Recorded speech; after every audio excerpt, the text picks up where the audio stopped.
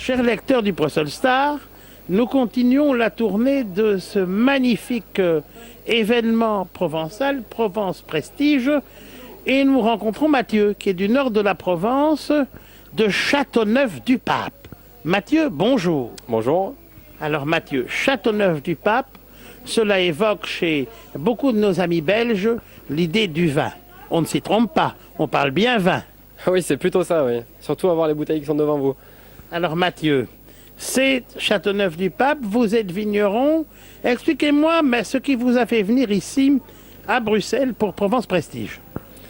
C'est le fait de rencontrer des nouveaux clients, du monde, un nouveau pays. Et surtout, on sait que les Belges sont très friands de vin en général, de la France en général et de Châteauneuf-du-Pape. Donc pour nous, c'est un énorme atout d'être là et de rencontrer un public qui, nous savons, aimons ce qu'on fait. Alors vous êtes heureux, Mathieu, d'être ici à Bruxelles aujourd'hui? Oui, absolument. Merci Mathieu. Merci. Eh bien maintenant, avec Mathieu, nous allons déguster les vins de Mas-Saint-Louis. Nous allons faire une verticale, donc Mas-Saint-Louis, le Châteauneuf. Alors Mathieu, quel est ce premier vin que nous allons déguster? Donc, nous allons déguster un Châteauneuf-du-Pape rouge 2011. Bien. Et voilà. Merci Mathieu.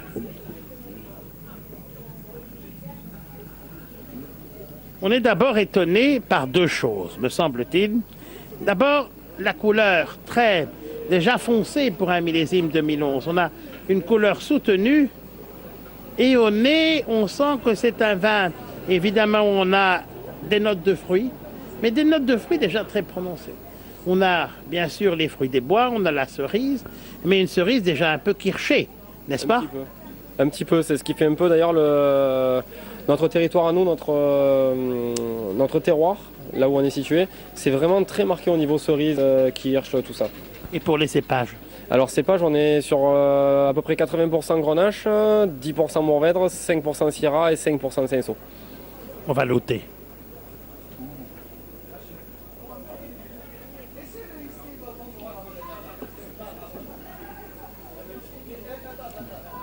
Soutenu Réglisse Carmin, un vin qui a déjà une puissance importante pour un 2011. Monsieur le vice-président.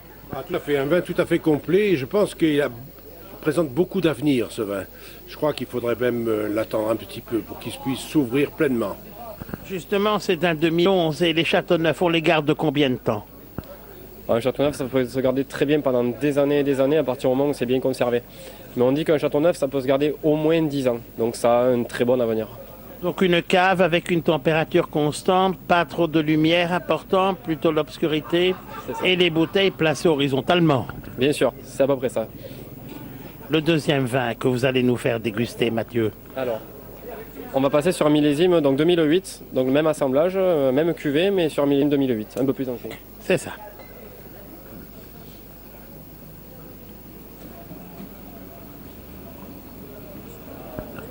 Merci Mathieu. Évidemment, toujours, la robe devient beaucoup plus soutenue. Alors le nez, on va le goûter. Gérard, qu'est-ce qu'on pense du nez? Excellent, vraiment excellent. Beaucoup plus profond que le premier. Je sens vraiment un vin qui obtient une maturité beaucoup plus grande, etc. Je pense que c'est, à mon avis, il est à maturité. Je ne l'ai pas encore dégusté, mais au nez, je pense que c'est plein d'équilibre. Cette note de cerise kirschée que l'on avait eue dans le premier vin se confirme et plus prononcée encore. Excellent. C'est amusant parce que dans certains vieux pommerolles, on a ce nez-là aussi. Vraiment. Mais ici, on est dans le Grand Sud, c'est autre chose. C'est bien meilleur que du pomerol. Je n'oserais pas le dire, mais vous êtes hasardé quand même dans des comparaisons un peu bizarres, cher ami. Oui, parce que nous ne sommes pas sur les mêmes cépages et je vous reconnais bien là, vous vantez les produits de votre terroir parce que c'est un terroir d'exception, n'est-ce pas Mathieu? Oui, c'est un terroir d'exception et voilà, vraiment particulier pour les Côtes-du-Rhône et tout ça, c'est vraiment très particulier. Justement, qu'est-ce qu'on a au niveau des sols?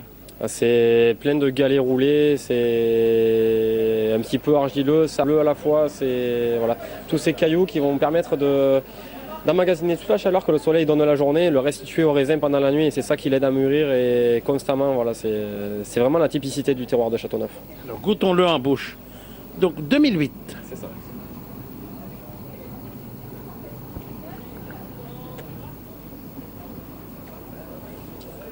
On est sur la grande puissance, la rondeur, le fruit. Des tanins quand même encore très présents. Hein. Donc je pense même, comme disait Monsieur le Vice-président, il est déjà très bien maintenant, mais il va encore bien vieillir. Même 2008 a encore un grand potentiel. Et c'est ce que je vous disais tout à l'heure, par rapport au fait que ça vieillit, on dit au moins 10 ans. Voilà, vous voyez bien qu'un vin de 2008, on est en 2014, il va bientôt avoir 6 ans, et il peut encore très très bien vieillir. Qu'est-ce qu'on va encore goûter, Mathieu? Alors, on va passer sur un 2006.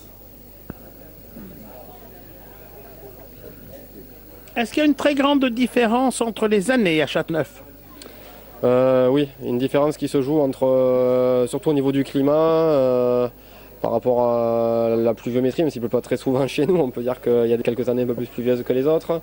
Il y a l'ensoleillement, le vent qui joue beaucoup, le mistral qui souffle. Voilà, tout ça, ça joue beaucoup sur la qualité et la quantité des raisins. Et là, vous nous présentez une année excessivement favorable. Oui, 2006, ça s'est très, très bien passé, oui. Oui, c'était un bon millésime. Alors, nous allons le goûter avec nos amis. Là, on est déjà sur des arômes tertiaires de vieux vin, me semble-t-il. Monsieur le Vice-président. Oui, je dirais même que je trouve que ce 2006 est merveilleux. Il présente beaucoup d'intérêt, mais en plus, je suis persuadé qu'il garderait presque plus que le 2008. Puis je ne sais pas si je me trompe, mais c'est un avis tout à fait personnel. Il y a effectivement des années qui sont plus des années de garde que d'autres. C'est ça. Et je suis assez d'accord avec lui, c'est vrai que le 2006, par rapport au 2008, c'est un millésime qui normalement devrait se garder un peu plus longtemps. Ouais. Par rapport au climat qu'on a pu avoir sur les 2 différentes années. Gérard, qu'est-ce que l'on pense du nez? C'est excellent, c'est vraiment très parfumé. Ça dégage une odeur vraiment qui donne vraiment envie de boire ce vin. Moi, je trouve au nez, on a déjà vraiment un nez, évidemment, d'alcool plus puissant, un nez de sous-bois déjà aussi. Les notes tertiaires apparaissent de manière patente dans ce vin. Ah oui, vraiment. Il a encore un bel avenir, ce vin. Toujours le même assemblage? Toujours pareil, toujours sur la même chose. Toujours les mêmes proportions. Merveilleux. Oui. Plein. Très plat, mais des tanins beaucoup plus fondus. Un vin plus affirmé, une plus grande longueur en bouche. Un vin qui va déjà très bien aller avec des gibiers, par exemple, ou des viandes en sauce. C'est ça, c'est des vins qui se marient très bien avec ce genre de plats et de viande. Et c'est vrai qu'aujourd'hui, c'est un vin qui, on peut dire, est arrivé entre guillemets à maturité, disons, et qui est très agréable à boire en ce moment. Bravo, bravo vraiment pour ce que vous réalisez. Je me permettrai de faire une remarque générale. Je suis inophile.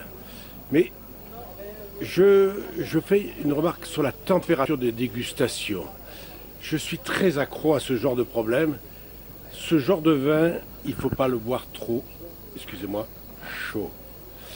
La meilleure température pour déguster un bon vin rouge, c'est une boisson qui doit être désaltérante, agréable à boire, et donc se déguster vers 18 degrés. 18 degrés, aujourd'hui nous sommes un petit peu dans le printemps bruxellois, et je dirais que la température extérieure est plutôt vers les 22-23 degrés, si je me trompe.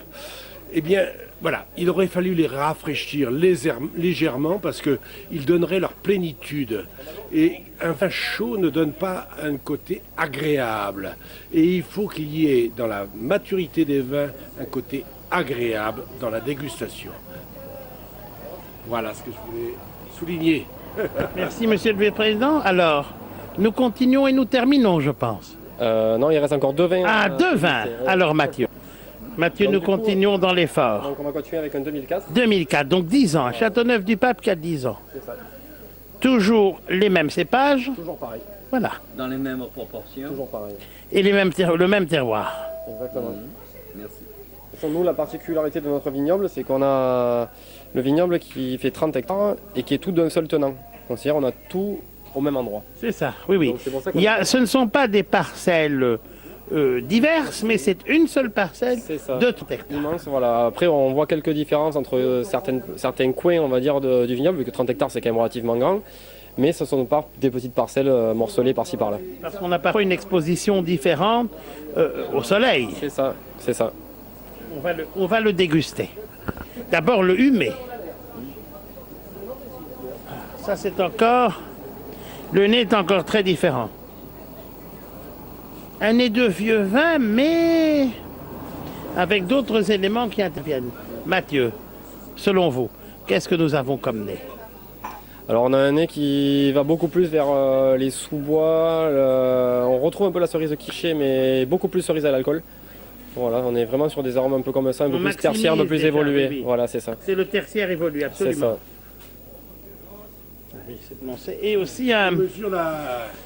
On mesure la qualité de ce vin, ce millésime-là. Voilà, vous avez dans la plénitude, je crois, du millésime, du vin de cette cave. Vraiment, 2004, à mon avis, il est top.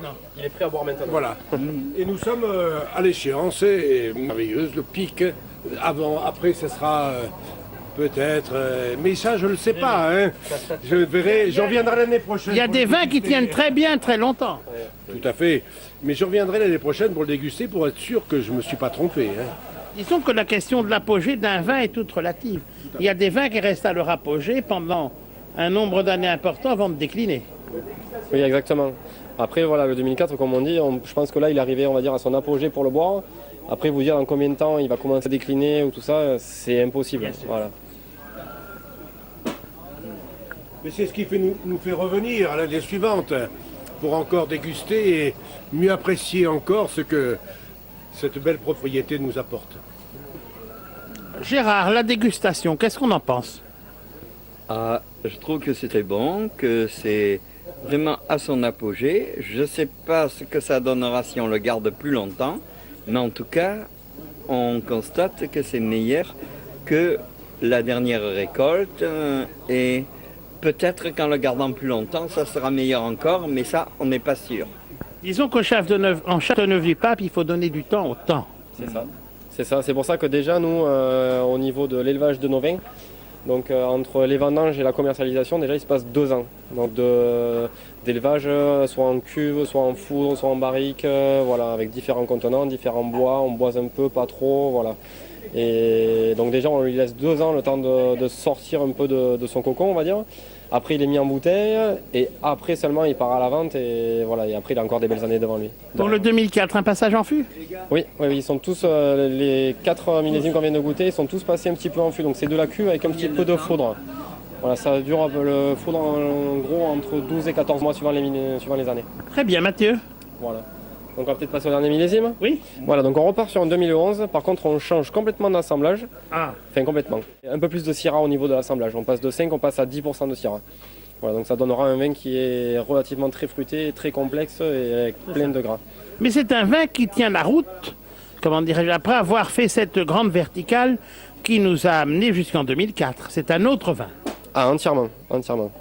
Voilà, après, c'est une cuvée spéciale qu'on a créée donc à partir d'une sélection parcellaire. Oui. Avec un élevage différent, et donc on l'a créé pour la première fois en 2011. Et voilà, on va essayer de le répéter pour les années précédentes. Voilà, 2012, on en a créé, et on l'a pas encore, il est juste mis en bouteille, mais il s'annonce très très bien. Et voilà, les années qui vont venir, on espère pouvoir faire aussi bien. Alors, on va voir au nez. Une belle matière. Un autre assemblage, autre chose. Qu'est-ce que nous dégustons? Alors, on déguste donc un 2011 cuvée qui s'appelle Les Arpents des Contrebandiers. Donc, comme je viens de le dire précédemment, qui est un assemblage donc avec un peu plus de Syrah que les cuvées précédentes. Voilà. Donc, c'est un vin qui a vieilli en barrique avec un petit peu de foudre aussi également.